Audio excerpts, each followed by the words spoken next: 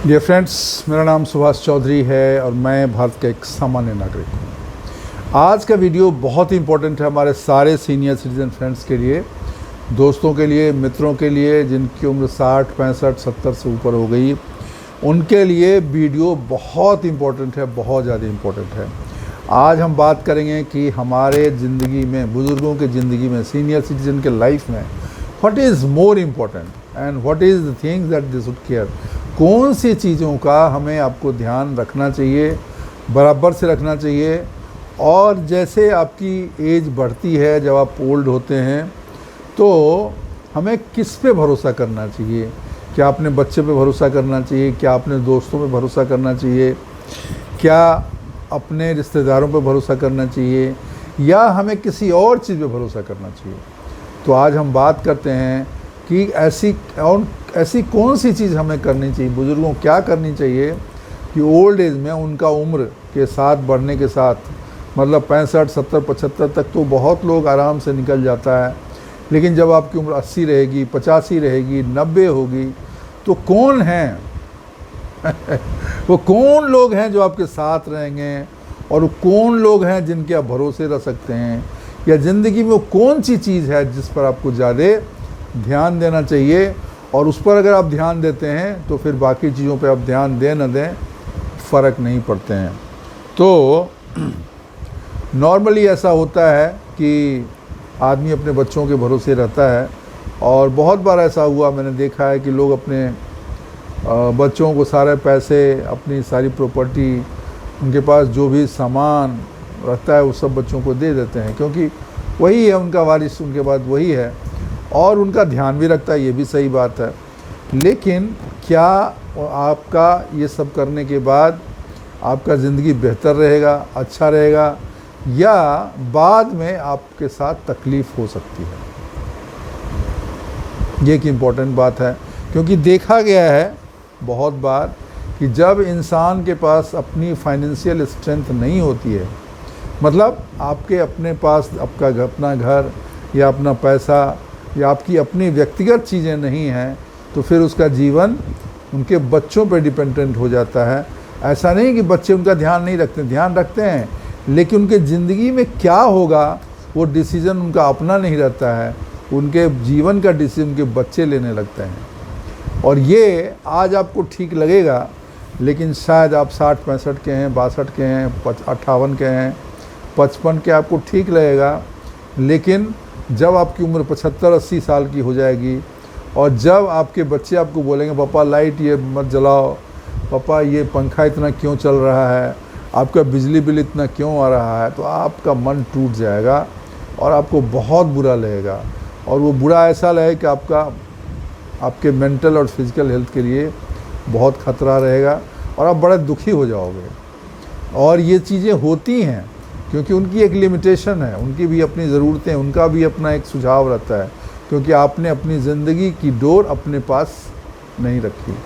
तो आज हम वही बात करने जा रहे हैं कि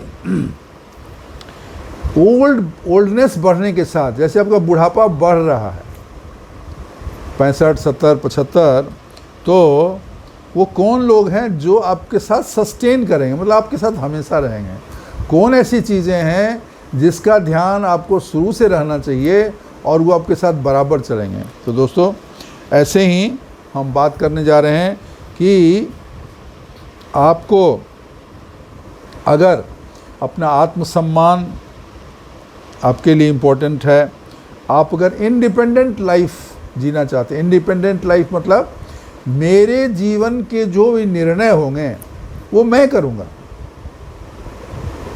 मैं 60 साल तक मैंने अपने जीवन का निर्णय किया, मैंने अपने बच्चों का निर्णय किया, अपने फैमिली के निर्णय किए, तो बच्चे अपना निर्णय लें, ठीक है, वो बड़े हो गए, नौकरी कर रहे हैं, पैसे कमा रहे हैं, शादी हो गई, वो अपना निर्णय लें, ठीक है। लेकिन मेरे जीवन का निर्णय मैं करूँगा। मेरे जीवन का निर्णय मेरे बच्चे नहीं करेंगे, मेरा रिश्तेदार नहीं करेगा, कोई मुझे ज्ञान नहीं देगा, ये कर लो, वो कर लो, ये ऐसा नहीं चाहिए।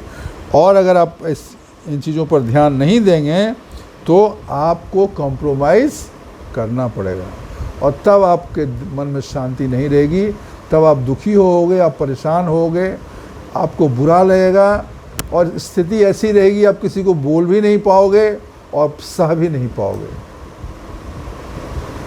कहा भी न जाए और सहा भी न जाए, ऐसा दुख आपके जीवन में आएगा। तो क्या आप उस जीवन में उस दुख को के लिए तैयार हैं? नहीं तैयार है ना। तो नहीं तैयार हैं तो एजिंग के साथ किन 3 चीज़ों को मजबूती से पकड़ के रखना है, आज हम उसकी बात करेंगे। 3 थिंग्स, इन 3 चीज़ों को अपने जीवन में पकड़ के रखिए, उसको संभाल के रखिए। These are the 3 pillars of life, जिसकी वजह से आप ताजिंदगी शांतिपूर्ण, इंडिपेंडेंट, स्वतंत्र और आनंदमय जीवन बिताएंगे। ठीक है ना। जाना तो सबको है, मृत्यु सबको आनी है, लेकिन आत्मग्लानि से भरा हुआ जीवन, अपमानित जीवन, डिपेंडेंट जीवन, दूसरे पर निर्धारित जीवन, उससे बचने के लिए आपको ये 3 पिलर्स को, 3 चीज़ों को ध्यान रखना है। वो 3 चीज़ें क्या है मैं आपको पहले बताऊं। सबसे पहली चीज़, आपका एक कंसिस्टेंट रूटीन होना चाहिए। रूटीन से मेरा मतलब है आपके वॉक का रूटीन होना चाहिए, आपके एक्सरसाइज का रूटीन होना चाहिए, आपके नाश्ता का रूटीन होना चाहिए, आपके खाने का रूटीन होना चाहिए, आपके सोने का रूटीन होना चाहिए, आपके आराम का रूटीन होना चाहिए। आप कभी कुछ कर लेंगे ऐसा नहीं चलेगा। कहने का मतलब आप एक रूटीन फॉलो करें, एक डिसिप्लिन फॉलो करें। ठीक है ना, कि मैं daily schedule as their non negotiable architecture of his day, ये एक ऐसी चीज है जिसमें कोई निगोशिएशन नहीं। आपने इतने समय से पैसे बचाए, धन कमाए, स्वस्थ हो, फिट हो, तो उसको बनाए रखने के लिए ज़रूरी है एक ऐसा स्ट्रक्चर बनाइए, एक ऐसा ढांचा बनाइए, एक ऐसा रूटीन बनाइए और उसको आप रोज़ फॉलो करें। मैंने बहुत सारे वीडियो में बोला है, एक बार फिर मोटा मोटी बता देता हूँ। छोटे में सुबह में वॉक जाना है, एक्सरसाइज करना है, सुबह 1 लीटर पानी पी लेना है, सुबह उठ के थोड़ा हाथ पैर झाड़ लेना है, वॉक पे जाना है, एक्सरसाइज करना है, आके कुछ प्रोटीन लेना है, खाना नाश्ता करना है, हेल्दी फूड लेना है। मतलब नाश्ते में आपको ये फ्रूट लेना है, सलाद लेना है, ड्राई फ्रूट्स लेनी है, लिमिटेड, बहुत ज़्यादा नहीं करना है, ये लेना है। फिर आपको खाने में आपको हेल्दी सादा खाना करना, चावल दाल सब्जी जो भी है सिंपल, वो आपको खाना है। ठीक है।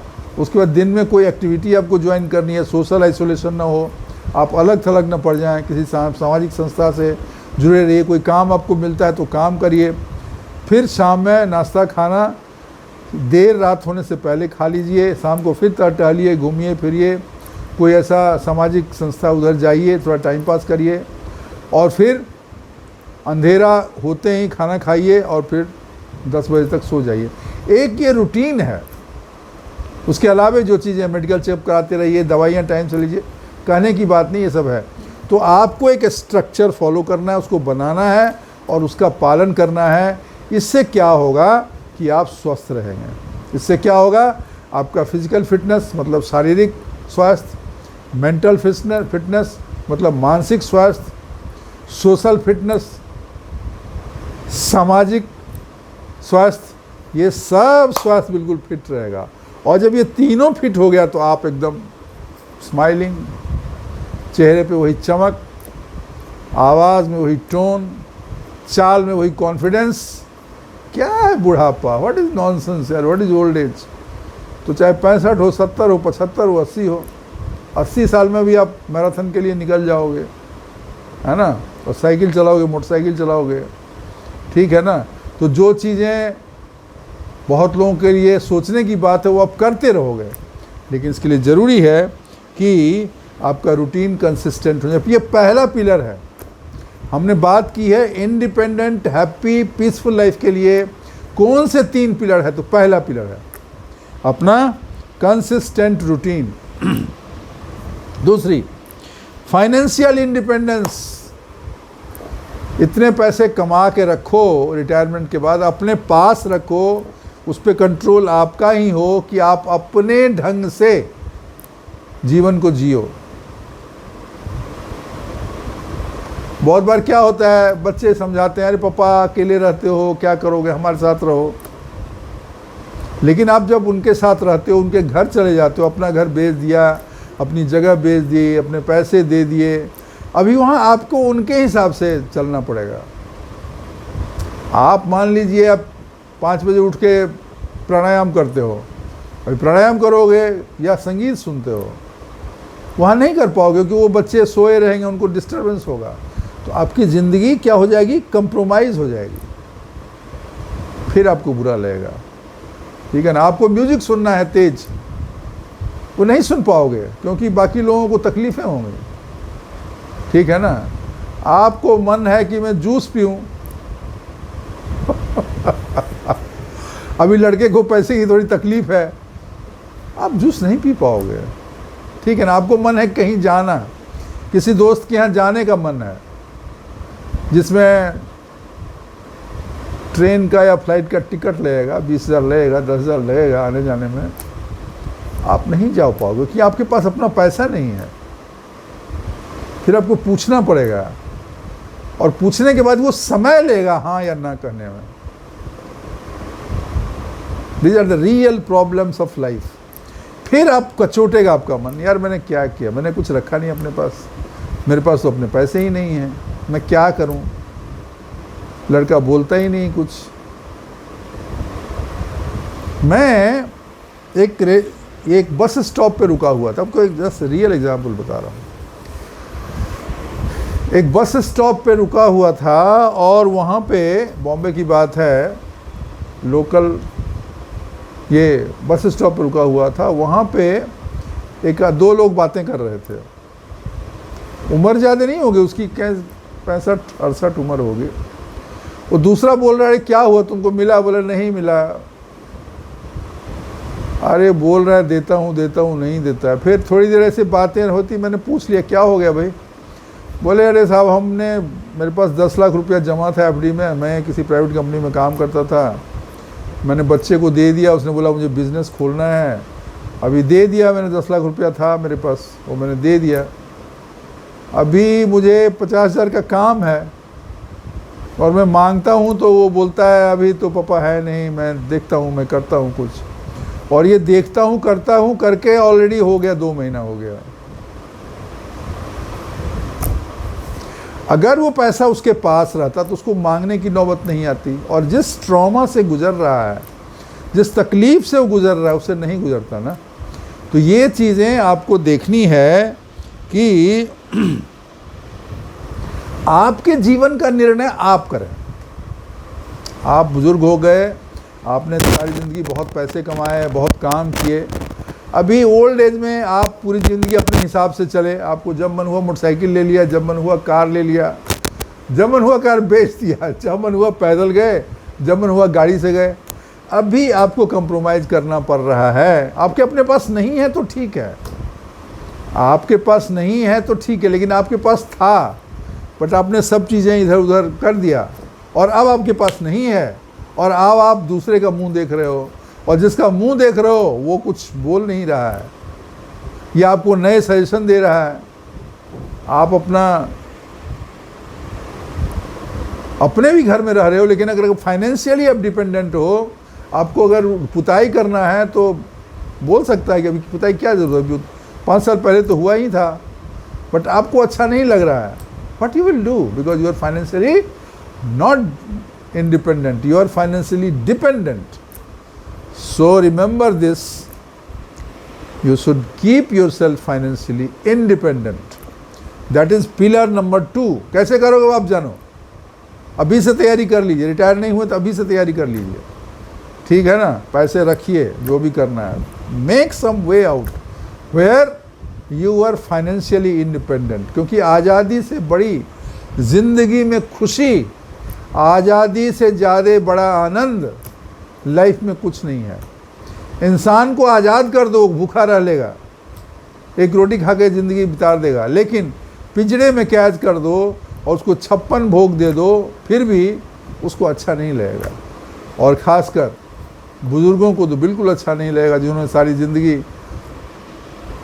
अपने हिसाब से जी है।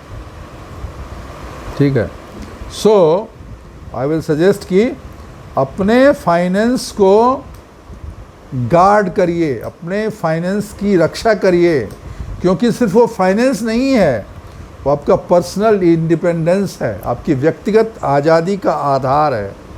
तो अगर ये आधार खिसक गया, आज़ादी खिसक जाएगी। इसमें थोड़ा you have to be careful. आजकल बच्चे बड़े स्मार्ट होते हैं, घुमा घुमा के बताते हैं, घुमा घुमा के लपेट लेते हैं, और पुराने हमारे जैसे हम लोग के जनरेशन के बुजुर्ग इतना समझते नहीं हैं, बात में आ जाते हैं। मत आना। दो चीज़ें हो गई। तीसरी चीज़, रिलेशनशिप विथ योर सेल्फ। आपका अपने साथ कौन सा संबंध है, आपका अपने से क्या तादात्म्य है। आप देखते होंगे बहुत लोग हर जगह रहते हैं, कोई प्रोग्राम रहेगा, कोई लंगर लगेगा, कोई भंडारा होगा, कोई पूजा होगा, वो बुजुर्ग आदमी वहाँ दिख जाता है। वो सब जगह दिखता है लेकिन कहीं नहीं दिखता है। दिखने का मतलब you should be visible to the people. आप गए, लोग आपको पहचाने, तब तो आप विजिबल हुए। आप भीड़ में एक हिस्सा हैं और कल को उस भीड़ में आप नहीं हैं तो किसी ने नोटिस भी नहीं किया, अरे यार सुभाष चौधरी आता था अभी आया नहीं, क्या हुआ। अगर ये सवाल किसी के मन में नहीं है, इसका मतलब आपको उस भीड़ का हिस्सा नहीं बनना है। It's better to be in solitude rather than भीड़ का हिस्सा बन के अपनी पहचान खो देना। तो इसके लिए ज़रूरी है कि आप अपने से तादाद में, आपके अंदर भी एक इंसान है और आपके अंदर ही भगवान है, उससे रिलेशन बनाइए, उससे रिलेशन बनाइए। ईश्वर आपके अंदर है, शांति, मन की शांति आपके मन में ही है, लेकिन हम तलाश करते हैं बाहर।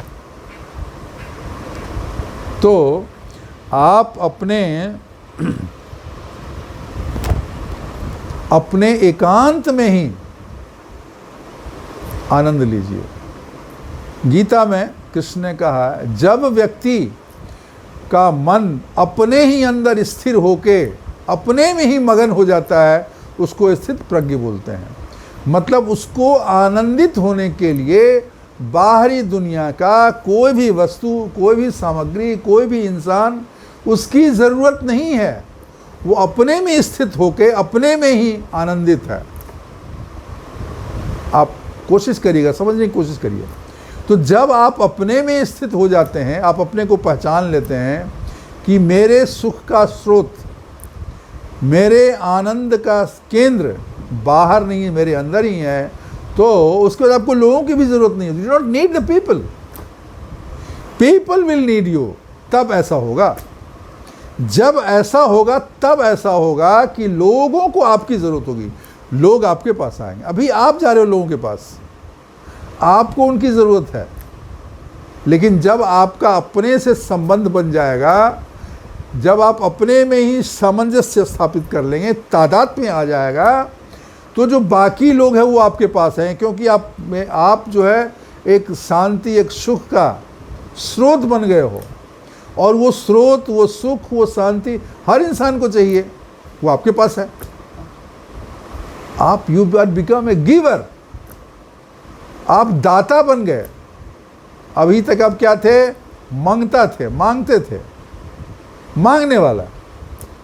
अभी आप क्या हो जाएंगे? दाता, देने वाला। और जो देने वाला है वो मांगने वाले से हमेशा ऊपर होता है। तो आप इस तरीके से ऊपर पहुंच जाएंगे, हायर लेवल। और जब हायर लेवल पर पहुंचेंगे, जब ऊंचाई पर पहुंचेंगे, जो शांति के ऊपर का जो पदवी है वो आपको मिलेगी, तो फिर आपके जीवन में आनंद ही आनंद है। तो ये जो है ना, ये आपको करना चाहिए। You should not be dependent on others, others should be dependent on you. ये तभी होगा जब आपका अपने से जुड़ाव होगा, आप अपने मन के साथ, अपने आत्मा के साथ आपका जुड़ाव बढ़ेगा। और ये बिल्कुल संभव है, ये बिल्कुल संभव है जब आप अपने साथ अकेले बैठेंगे थोड़ी देर। जिसे हिंदू धर्म में या किसी भी धर्म में ध्यान बोलते हैं, मेडिटेशन बोलते हैं। मेडिटेशन क्या है? मेडिटेशन है आप शांत भाव से किसी स्थान पे शरीर को बिना हिलाए डुलाए पद्मासन में बैठकर आंखें बंद करके, जब आप तीसरा व्यक्ति बन के, मतलब आप यहाँ बैठे लेकिन आप खुद यहाँ पे पहुँच गए और वहाँ से आप खुद को देख रहे हो ये आदमी क्या कर रहा है, क्या इसके मन में आ रहा है, क्या विचार आ रहा है, क्या विचार जा रहा है। और उस स्थिति में आप जब बहुत देर बैठे रहते हो तो वो ध्यान की स्थिति होती है। और जब ध्यान की स्थिति में बस इंसान बहुत समय बैठता है तो उसको स्पिरिचुअल, आध्यात्मिक ज्ञान की अनुभूति शुरू होती है। मतलब ईश्वर या अल्लाह या यीशु जो भी भगवान है उसके साथ उसका रिलेशन बनना शुरू होता है, उसका तादात्म्य शुरू हो जाता है, उसके साथ उसकी दोस्ती हो जाती है, उसके साथ मिलन हो जाता है। और जब ईश्वर से मिलन हो गया, जब ईश्वर से पहचान हो गई, तो दुनिया वाले कौन हैं? ये तो उसी के बनाए हुए मोहरे हैं। तो जो सोर्स है, जो सर्वशक्तिमान है, जब उसी से आपकी जान पहचान हो गई तो ये ऐसे बंदों की क्या ज़रूरत है? तो दोस्तों ये रिलेशन भी आपको बनाना है। इसका आप अभ्यास करेंगे, धीरे धीरे बन जाएगा। इसको आपका अभ्यास करेगा, धीरे धीरे करत करत अभ्यास के जरमत होत सुजान, रसरी आवत जाते सिल पर परत निशान। तो जब आप इसको करेंगे, अभ्यास करेंगे, प्रयास करेंगे, ठीक है ना, तो ये देर सवेर ये भी हो जाएगा। और जब ये तीन चीज़ें आपके हाथ में आ गई, क्या? रूटीन आपका फिक्स है, कंसिस्टेंट रूटीन आप कर रहे हो for your mental and physical fitness. जब आपका फाइनेंस स्ट्रॉन्ग है, आपके अपने हाथ में है, किसी पे डिपेंडेंट नहीं हो।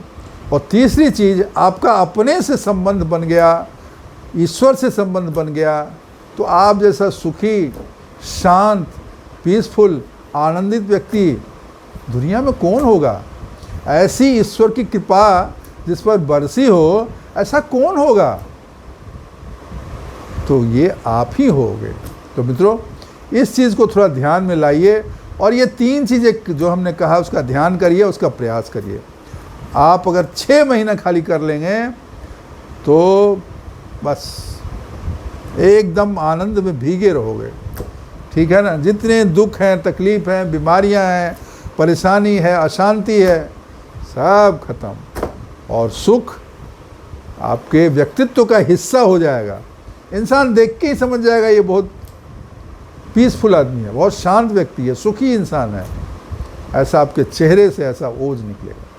तो दोस्तों, इसको प्रयास करिए और इसको अपने जीवन में अपनाइए। और अगर अपनाएंगे तो होगा, क्योंकि करने से होता है। पहले भी बोला है, फिर से बोल देता हूँ, करने से होता है। तो जितना करेंगे उतना ही ज़्यादा आपके लिए अच्छा होगा।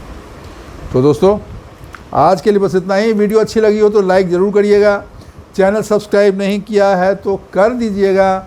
आप लोगों के प्यार, सहयोग और आपके मोहब्बत की वजह से ये सिल्वर बटन मुझे मिला है यूट्यूब की तरफ से, आपका ही है और आपकी वजह से मिला है। तो आपको कोटि कोटि धन्यवाद, थैंक यू।